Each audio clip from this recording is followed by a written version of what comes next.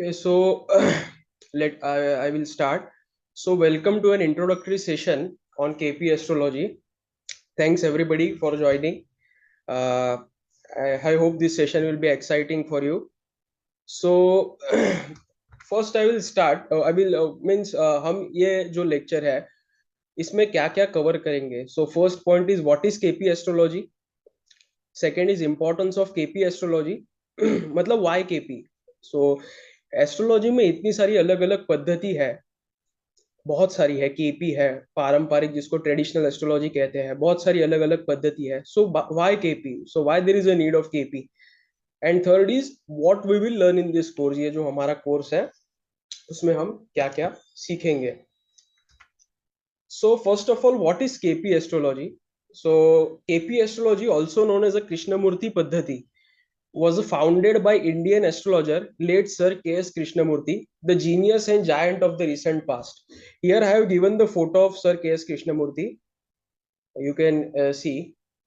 कृष्णमूर्ति जी ने अपनी खुद की जो सिस्टम है केपी एस्ट्रोलॉजी उन्होंने फाउंड की. वॉज अ जीनियस एक्चुअली, क्योंकि इतनी एक्यूरेसी में कोई भी सिस्टम आज तक एस्ट्रोलॉजी में बनी नहीं है.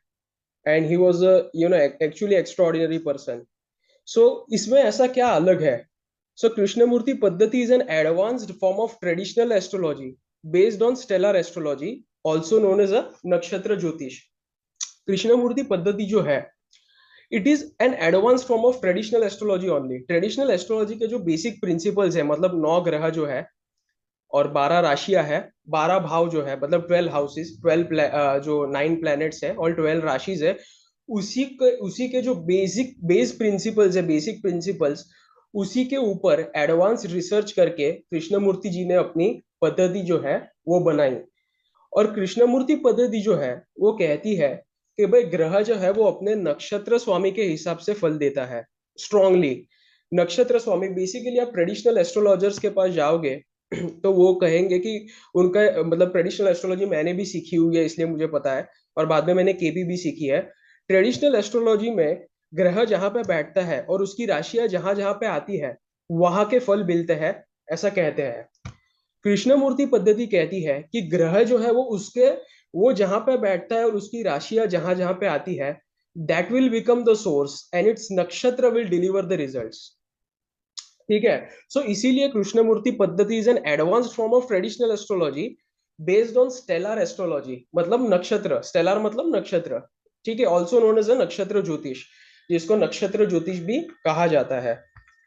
ठीक है. सो Sir K.S. Krishnamurti founded his own system by taking fundamental principles of traditional astrology as a base. जैसे मैंने कहा कि जो बेसिक जो प्रिंसिपल्स है वो तो ट्रेडिशनल एस्ट्रोलॉजी के ही है. उसके ऊपर ट्रेडिशनल एस्ट्रोलॉजी के बेसिक प्रिंसिपल्स को उन्होंने लेके अपना फर्दर बहुत डीप रिसर्च किया, further made a deep research and founded that the planet gives its results according to the nakshatra in which it is deposited strongly. जैसे मैंने कहा ग्रह जो है वो अपने नक्षत्र स्वामी के हिसाब से फल ज्यादा स्ट्रांगली देता है रादर देन वो जहां पे बैठता है और उसकी राशि जहां जहां पे आती है. ठीक है. So this was a changing, ये जो पूरा पैराडाइम शिफ्ट जो है कृष्णमूर्ति जी ने यहाँ पे मतलब डिस्कवर किया. और प्लैनेट जहां पे बैठता है that will become the source. ठीक है. मतलब the planet where it sits and its rashi are deposited will become the source and its nakshatra will deliver the results. ठीक है. तो ये जो है वो केपी एस्ट्रोलॉजी का मतलब इंपॉर्टेंस जो है इसमें वो ये है. सो वाई केपी, जैसे मैंने कहा इतनी सारी पद्धति है एस्ट्रोलॉजी में अलग अलग. सो वाई कृष्णमूर्ति पद्धति, ऐसी क्या जरूर है मतलब कृष्णमूर्ति पद्धति की. सो इन अ ट्रेडिशनल एस्ट्रोलॉजी, जैसे जिसको हम पारंपरिक या वैदिक ज्योतिष भी कहते हैं, आपको पता होगा वैदिक एस्ट्रोलॉजी भी कहते हैं, the lagna kundali remain same for 2 hours approximately.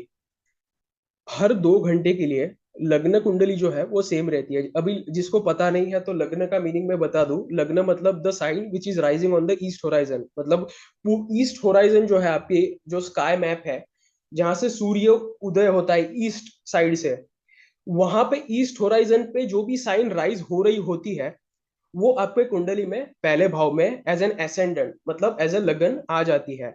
और बाद में जो भाव है दैट विल कम सक्सीडिंगली। अगर सपोज कन्या लग्न की कुंडली है तो 6 नंबर जो है मतलब कन्या राशि वो पहले भाव में आ जाएगी, फिर दूसरे भाव में 7, 8, 9, 10, 11, 12 एंड सो ऑन। ओके। सो लग्न कुंडली मतलब जो नॉर्मली 2 घंटे के लिए सेम रहती है, क्योंकि ईस्ट होराइजन पे जो लगन है वो 2 घंटे के लिए एक ही रहता है। ठीक है। सो नाउ लेट्स, मैंने यहाँ पे एक एग्जांपल लिया है। Now let's assume that the मेष लग्न और एरीज असेंडेंट इंग्लिश में जिसको हम कहते हैं is from 6 AM to 8 AM। ठीक है, हमने एज्यूम किया, जैसे मैंने कहा कि लगन जो है जिसको असेंडेंट कहते हैं वो हर 2 घंटे के लिए सेम रहता है। ठीक है। तो यहाँ पे मैंने एज्यूम किया कि भाई 6 बजे से लेके 8 बजे तक 2 घंटे मेष लगन जो 6 बजे चालू हुआ और वो खत्म हो रहा है 8 बजे, एरीज असेंडेंट। ठीक है। Now, the person A who is born in at 6:10 a.m. in the morning, okay. So the person A who is born at 6:10 a.m. in the morning and the person B who is born at 6:30 a.m. in the morning will within the same place and on the same date will both have same lagna kundali since the lagna is from 6 a.m. to 8 a.m. ठीक है। अभी ऐसा है कि 6 बजे से लेके 8 बजे के बीच में जितने भी लोगों का जन्म हुआ है, प्रोवाइडेड उनकी जो डेट है वो हम लेट से हम आज की डेट ले लेते हैं 2 जनवरी 2025 को सुबह 6 बजे से 8 बजे के बीच में दो लोगों का जन्म हुआ, जिस ए का फर्स्ट का नाम है ए एंड और दूसरे का नाम जो है वो बी है। ए का जन्म जो है वो 6:10 पे हुआ और बी का जो जन्म है वो 6:30 बजे हुआ। 20 मिनट के अंतर के बाद बी का जन्म हुआ and with in the same place. जैसे माना हम प्लेस लेट से फॉर एज्यूम आपका कर्नाटका प्लेस हम एज्यूम करते हैं, कर्नाटका में उनका जन्म हुआ, एक का 6:10 को हुआ, दूसरे का 6:30 को हुआ। ठीक है। और सेम डेट विल बोथ है सेम लग, दोनों की कुंडलियां तो सेम ही होंगी। ठीक है। जिसका 6:10 को जन्म हुआ है और जिसका 6:30 को जन्म हुआ है, दोनों की कुंडली तो सेम ही होनी चाहिए ना, क्योंकि 6 बजे से लेके 8 बजे तक हमारा मेष लगन जो है वो शुरू है वहां पे। ठीक है। So, since both person within the same lagna will have same lagna kundali, but is future of both the persons A and B will be same? अभी A और B जो है 6:10 पे A का जन्म हुआ और 6:30 मतलब 6:30 बजे B का जन्म हुआ। दोनों की लग्न कुंडली जो है, दोनों की कुंडलियां सेम है, लेकिन क्या दोनों का फ्यूचर सेम हो सकता है? हम तो देखते हैं कि ट्विंस भी जो होते हैं, आप देखोगे तो जो 5 5 या 3 4 मिनट के डिफरेंस पे भी जो बॉर्न होते हैं उनकी भी बहुत ही अलग अलग फील्ड्स होती है। एक का पूरा बिहेवियर अलग होता है, दूसरे का पूरा बिहेवियर एकदम अलग होता है। कोई होता है इंजीनियर तो कोई बनता है डॉक्टर, दोनों ट्विंस में भी इतना फर्क होता है। ठीक है। सो अगर दोनों की कुंडलियां सेम है, ठीक है, so why but is future of both the person A and B will be same? ठीक है, डेफिनेटली नॉट। ठीक है। One may be a doctor and other may be an engineer. ऐसा हो सकता है कि ए का जन्म 6:10 पे हुआ तो वो डॉक्टर हो सकता है, बी का जन्म जो 6:30 बजे हुआ वो इंजीनियर हो सकता है। One may stay in his native country and the other may settle abroad. एक जो है वो अपने नेटिव कंट्री में ही नाम कमाएगा, मतलब जहां पे उसका बॉर्न हुआ है, लेट से फॉर एग्जांपल इंडिया में बॉर्न हुआ है तो इंडिया में नाम कमाएगा। और दूसरा जो है वो इंडिया में बॉर्न होके बाहर कहीं पे जाके फॉरेन किसी यूएस या किसी कंट्री में जाके वहां पे नाम कमाएगा। Other may get married, one may get married the other may not. अगर एक की शादी हो गई लेट से फॉर एग्जांपल और बी की नहीं हुई, अगर दोनों की लग्न कुंडलियां सेम है तो इतना डिफरेंस क्यों? एक की शादी हुई दूसरे की नहीं हुई। एक जो है वो अपने होम कंट्री मतलब जहाँ पे उसका बॉर्न हुआ है वहां पे उसने नाम बना है, दूसरा जो है वो फॉरेन मतलब कंट्री जाके वहां पे अब्रॉड सेटल हो गया। एक डॉक्टर है दूसरा इंजीनियर है, इतना वास्ट डिफरेंस क्यों अगर लग्न कुंडली सेम है तो? So here comes in picture the Krishnamurti पद्धति।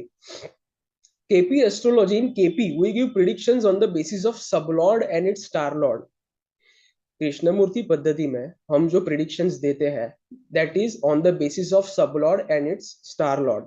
The sublord can change even within a difference of minute और सो। अभी यहाँ पे जो सबलॉर्ड जो है वो आपका मिनटों में भी बदल सकता है।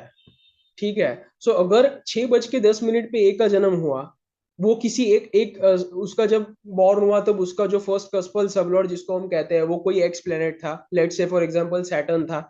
और बाद में जब 6 6:30 को बी का जन्म हुआ तब उसका जो फर्स्ट कस्पल सबलॉर्ड है, मतलब लगन लगन भाव का उपनक्षत्र स्वामी जिसको कहते हैं, वो बदल गया। तो दोनों के बिहेवियर में चेंज आ गया। No doubt only first cuspal sublord, पर बाकी के भी जो भाव के कस्पल सबलॉर्ड्स है वो भी चेंज हो जाएंगे। तो फॉरेन सेटलमेंट का जो रूल है वहां पे भी वो चेंज हो जाएगा। ठीक है। और जैसे अलग अलग भाव के उपनक्षत्र स्वामी बदलते हैं, वैसे सप्तम भाव का उपनक्षत्र स्वामी जो सेवेंथ कस्पल सबलॉर्ड, सेवेंथ हाउस पे से हम मैरिज को देखते हैं। ठीक है। सो सेवेंथ कस्पल सबलॉर्ड भी चेंज हो जाएगा। तो ऐसा हो गया कि भाई एक का सेवेंथ कस्पल सबलॉर्ड जो है वो 2 7 11 जैसे नंबर दे रहा था, इसलिए एक की शादी हो गई।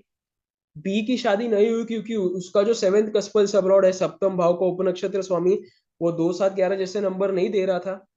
तो यहाँ पे जब हम डिटेल में जाके हमने देखा तब हमको पता चला कि भाई दोनों के सबलॉर्ड्स तो बदल जा रहे हैं यहाँ पे। ए का सबलॉर्ड फर्स्ट कस्पल सबलॉर्ड अलग है, बी का फर्स्ट कस्पल सबलॉर्ड अलग है, सेवेंथ कस्पल सबलॉर्ड दोनों के अलग अलग है, और ट्वेल्थ कस्पल सबलॉर्ड जो फॉरेन के लिए देखा जाता है, जो house that is twelfth house, वो भी अलग अलग है। जैसे मैंने कहा, so even if the two natives born within a same lagna and have same birth chart, their sublord will get changed, and there we can give actual precise prediction of both the natives. जैसे मैंने कहा 2 घंटे के लिए लग्न कुंडली तो same ही रहेगी, लेकिन सबलॉर्ड जो है वो बदलते रहेंगे। इसलिए यहाँ पे हम सबलॉर्ड को डिटेल में जाके हम actual precise predictions KP astrology में दे सकते हैं। So basically what is sublord?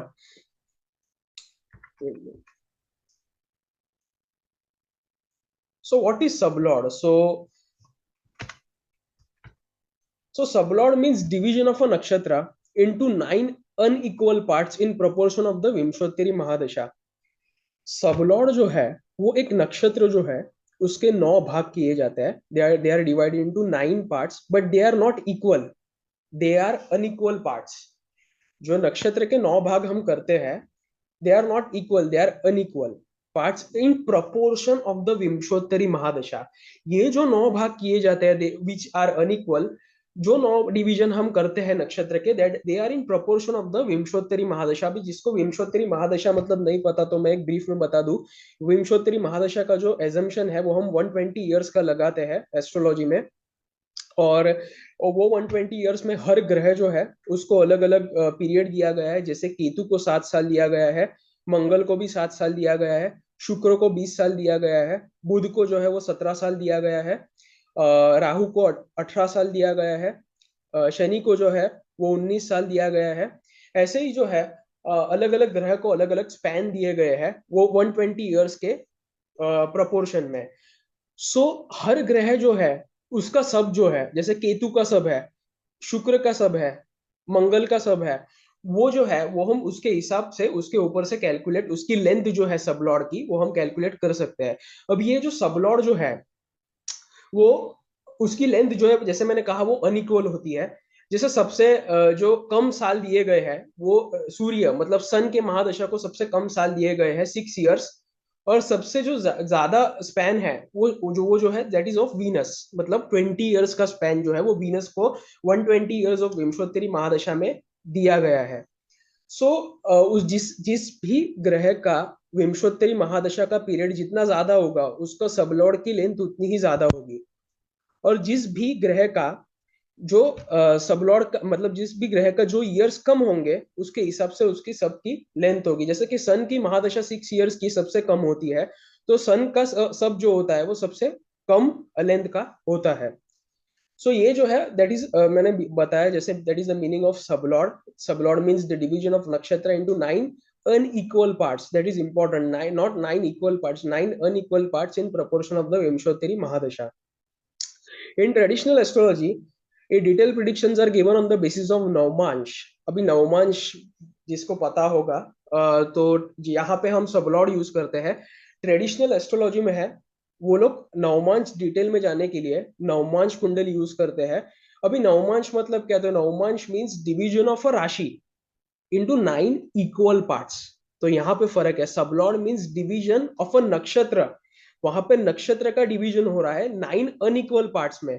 और नवमांश जो है that means division of a rashi in 9 equal parts। So that is the difference between the sub lord and the navamsa. ठीक है। और नवमांश जो है, जैसे आपको पता होगा, हर राशि जो होती है वो नॉर्मली 30 डिग्री की होती है। अगर आप उसको डिवाइड बाय 9 करोगे तो 3 डिग्री 20 मिनट्स का एक पार्ट आएगा। अगर आप भी कर सकते हो कैलकुलेटर पे, अगर आपको चाहिए तो आप 30 को डिवाइड बाय 9 करोगे तो 3 डिग्री 20 मिनट्स का एक पार्ट आएगा। सो उसको हम चरण भी कहते हैं एक्चुअली। ठीक है, ट्रेडिशनल एस्ट्रोलॉजी में वो एक चरण ही है बेसिकली। और उसी को, जैसे हम राशि के 9 भाग करते हैं, हम नक्षत्र के 4 भाग करते हैं, क्योंकि नक्षत्र जो होता है, एक नक्षत्र वो जो होता है that is of 13 degree 20 minutes. Okay. अगर आप 13 डिग्री 20 मिनट्स को डिवाइड बाय 4 करोगे तो 3 डिग्री 20 मिनट्स का एक पार्ट आएगा। ठीक है। सो यही था डिफरेंस सबलॉर्ड के बीच में और नवमांश के बीच में। ट्रेडिशनल एस्ट्रोलॉजी में आपको आपको अगर डिटेल में जाना हो तो आप नवमांश यूज करते हो। केपी एस्ट्रोलॉजी में हम लोग सबलॉर्ड यूज करते हैं। जो दोनों के बीच का डिफरेंस है वो मैंने बताया। ठीक है। सो so that is how we can give accurate and precise predictions in KP astrology by going into detail. इस तरह से हम एक्यूरेट और प्रिसाइज प्रिडिक्शंस केपी एस्ट्रोलॉजी में दे सकते हैं डिटेल में जाके। KP astrology also has a less set of rules as compare to traditional astrology. अगर आपने ट्रेडिशनल एस्ट्रोलॉजी सीखा है या थोड़ा बहुत नॉलेज है, तो ट्रेडिशनल एस्ट्रोलॉजी में बहुत सारे अलग अलग रूल्स है। बहुत सारे रूल्स है और जिसको याद रखना भी थोड़ा हार्ड हो जाता है। लेकिन केपी एस्ट्रोलॉजी में कुछ सेट ऑफ रूल्स है, अगर उसको आप याद रख लो तो उसके बेसिस पे आप ज्यादा बहुत कुछ ये करने की जरूरत नहीं, तो उसके बेसिस पे आप प्रिडिक्शन दे सकते हो। So what we will learn in this course, जैसे मैंने कहा था कि ये कोर्स जो है इसमें हम क्या क्या सीखेंगे। सो कोर्स कंटेंट जो है, the first thing that we will learn is 12 houses, जिसको हम 12 भाव भी कहते हैं। 12 राशिस और 9 प्लैनेट्स इन डिटेल। ये जो 12 भाव है आपकी कुंडली के, वो आपके पूरे लाइफ के पूरे एस्पेक्ट्स हम उस पे से देख सकते हैं। बॉडी पार्ट्स देख सकते हैं, कौन से भाव पे से हम कौन सा बॉडी पार्ट देखते हैं। कौन से भाव पे से हम करियर देखते हैं, मैरिज देखते हैं। रिलेशंस जैसे है, मदर फादर को हम कौन से हाउस पे से देखते हैं। आपको जो ब्रदर है उसको हम कैसे कौन से हाउस पे से देखते हैं। तो ये सब जो है वो हम 12 हाउसेज में देखेंगे। बाद में 12 राशियां जो है, 12 राशिज जो है, फ्रॉम मेष से जो चालू होती है वो मीन राशि तक, मतलब जिसको पाइसिस भी कहते हैं, वो भी हम डिटेल में देखेंगे। हर राशि का जो डिटेल में इंपॉर्टेंस क्या है। और 9 प्लैनेट्स इन डिटेल, 9 ग्रह जो है, ठीक है, वो भी हम देखेंगे। सेकेंड इज कैलकुलेशन ऑफ स्पष्ट लग्न। स्पष्ट लग्न जिसको हम ऐसे बोलने जाए तो इंग्लिश में एग्जैक्ट डिग्री ऑफ एसेंडेंट भी कह सकते हैं। मतलब जहां पे लेट्स से फॉर, जैसे हमने कहा कि ए का जन्म 6:10 पे हुआ। अभी ओरिजिनली मेष लगन तो 6 बजे ही चालू हो गया था, तो वो 10 मिनट में लगन ने कितना डिग्री अपना ट्रैवल किया, उसको हम एक्चुअली स्पष्ट लग्न कहते हैं। तो जहां पे भी मतलब आदमी का जन्म होता है, जहां पे भी नेटिव का जन्म होता है, उस टाइम पे जो लगन का एग्जैक्ट डिग्री ऑफ पोजीशन होता है उसको हम स्पष्ट लग्न कहते हैं। That is very important for the calculation, उसका बहुत इंपॉर्टेंस होता है। थर्ड इज कैलकुलेशन ऑफ स्पष्ट ग्रह। स्पष्ट ग्रह का भी कैलकुलेशन हम इस पे देखेंगे। स्पष्ट ग्रह मतलब exact degree of planetary positions. मतलब जहां पे भी आपका जन्म होता है, सुबह किसी प्लेनेट की कोई पोजीशन थी, तब आपका जन्म जब हुआ तब उसकी पोजीशन क्या थी, वो हम स्पष्ट ग्रह से देखेंगे। हाउ टू कैलकुलेट दशास, महादशा और अंतरदशा जैसे कहाँ कैसे कैलकुलेट करेंगे। How to calculate local time and sidereal time, local time और साइड्रल टाइम हम कैसे कैलकुलेट करते हैं वो भी देखेंगे। Sub lord theory, sub lord theory, what is sub lord and how to calculate sub lord, ये भी हम देखेंगे। जैसे मैंने अभी बताया सबलॉर्ड का मीनिंग क्या है, सो ये कैसे सबलॉर्ड को कैलकुलेट किया जाता है वो भी हम देखेंगे। Then seventh is what are the significators and how to calculate significators in KP astrology.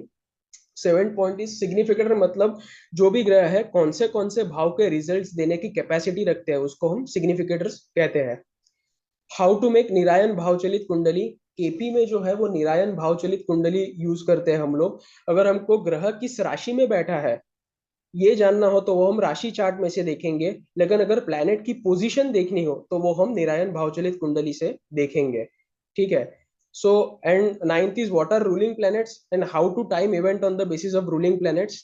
RPR divine indication and magical tool use for prediction. Ruling planet जो है वो आपको एक डिवाइन इंडिकेशन और एक बहुत अच्छा मैजिकल टूल है। इसके सीखने में सबसे ज्यादा मजा मुझे आता है जब भी चार्ट आपके पास कोई चार्ट आता है तो उस टाइम के रूलिंग प्लैनेट्स और जो भी जातक आपके पास चार्ट लेके आए हैं उसके ruling planets they will 100% tally.